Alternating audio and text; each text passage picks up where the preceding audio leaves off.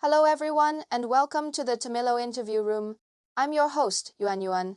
This is our 8th interview session. Today we are especially honored to have Senior Solution Director, Mr. Liu, with us to discuss in depth the applicable scenarios for temperature testing. Hello, Mr. Liu. Hello, Yuan Yuan. Mr. Liu, what are the typical testing scenarios for temperature? Temperature testing is a core part of product reliability verification. Among these, the most common scenarios are high and low temperature testing, constant temperature cycling, and rapid temperature change. Can you explain the differences between these three temperature tests? First, the test conditions are different.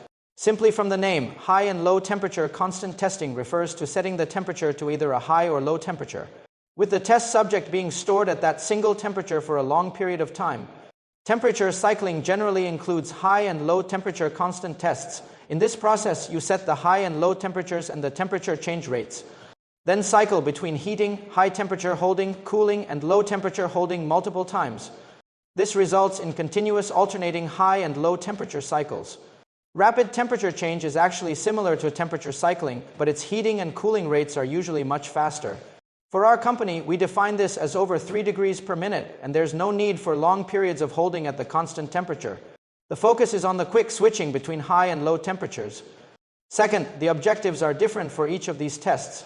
High and low temperature constant testing is mainly used to test the product's ability to be used, transported, or stored in high and low temperature environments. Temperature cycling is used to verify how a product adapts during the temperature transition process.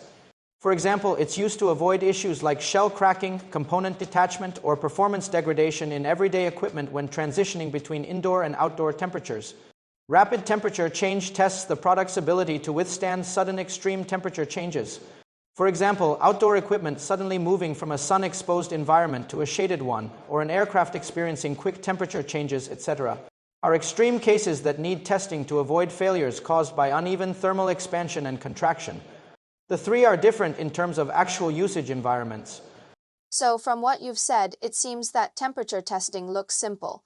But there are actually many details, and the test results depend on different parameter settings. Exactly. Different temperatures, heating and cooling rates, the number of cycles, and the duration of exposure to the constant temperature all affect the outcome of the test. Could you explain one of the testing scenarios in more detail? Of course. Today, I'll focus on explaining rapid temperature change testing. The core of rapid temperature change testing is to simulate extreme and fast temperature transitions to trigger potential failure mechanisms in the product's materials, structure, or electronic systems. This helps to check the product's reliability limits in real-world conditions. Essentially, it's a combination of environmental stress, accelerated aging, and failure mechanism exposure. We can break it down into 4 key dimensions and use industry scenarios for a simpler understanding. First, the core premise is to simulate real-world rapid temperature change scenarios. The essence of rapid temperature change is to replicate the rapid fluctuations in temperature that a product may face in actual use, not just create extreme conditions. This is the logical starting point for the test. For example, in military applications, when a fighter jet quickly ascends from the ground to high altitude, the temperature can drop from 40 degrees Celsius to about minus 55 degrees Celsius, and the temperature can vary drastically during missile launches. Another example is embodied intelligence, such as when an outdoor robot suddenly enters a very cold environment from a heated indoor space, or when an industrial robotic arm switches frequently between hot temperatures in the workshop and the cold outdoors.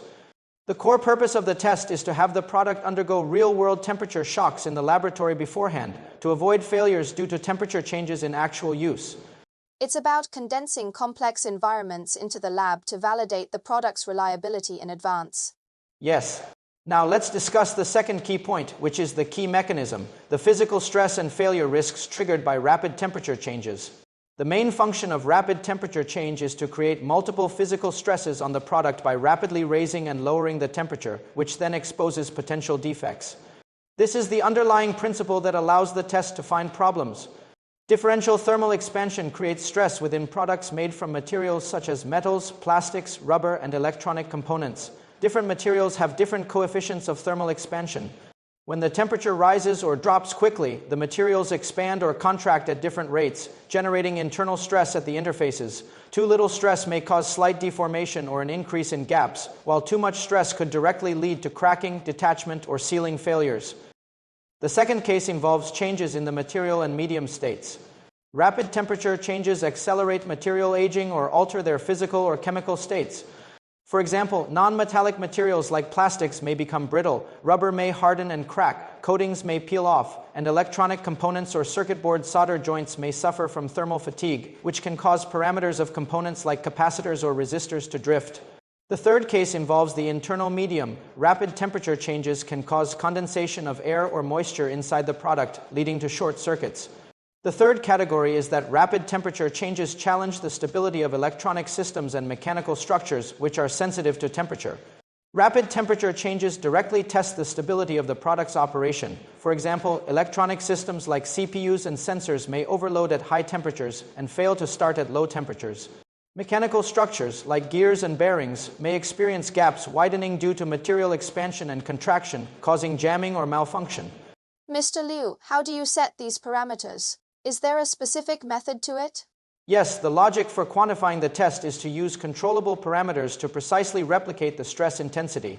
Rapid temperature change isn't about random heating and cooling, but rather controlling the stress intensity using quantified parameters to ensure the repeatability and relevance of the test. This is the core of standardized testing. First, the heating and cooling rate. The faster the rate, the greater the stress. For military standards, the rate is usually greater than 10 degrees Celsius per minute, while civilian standards can be around 3 degrees Celsius per minute. Second, the temperature range. The extreme high and low temperatures should cover the actual usage boundaries of the product. Third, the number of cycles. This refers to how many times the temperature is cycled between high and low temperatures, simulating the cumulative effects of temperature changes over the product's life cycle. Fourth, the duration of holding at each temperature. This ensures that the material has enough time to fully absorb the thermal stress. The design of these parameters is based on the actual usage scenarios of the product and industry standards, ensuring that the stress intensity closely matches reality while being strong enough to expose hidden issues. The fourth key point is the ultimate goal, verifying the product's reliability limits and failure thresholds. The fundamental goal of rapid temperature change testing is to find the failure point of the product under temperature stress and then guide product optimization and validation of the product's qualification. Qualification verification. If the product's performance still meets the design requirements after the specified number of rapid temperature changes, it passes verification. Failure analysis. If the product fails, the failure cause can be traced back to provide guidance for future product iterations. Matching with testing standards. Through tests that comply with industry standards, the product can meet the requirements for specific fields, such as military or low-altitude economics. Engineer Liu, in the previous session, we mentioned that temperature is a key factor affecting material reliability. So how are the temperature range and test duration for rapid temperature change defined for different products?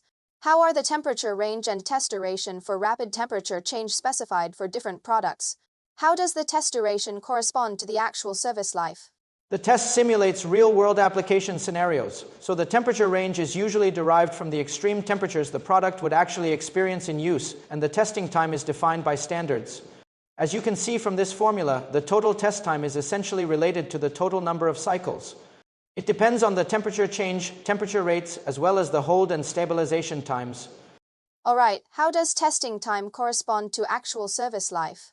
That's a very professional question. The core idea is to use a shorter test time to simulate the product's actual service life over several years. The key is to introduce an acceleration factor. You can see from this formula that it's simplified from the Arrhenius formula and thermal stress acceleration model. The logic behind this formula is related to temperature changes, temperature rates, and testing time. Thank you very much, Mr. Liu, for your wonderful insights, and thanks to our viewers for watching.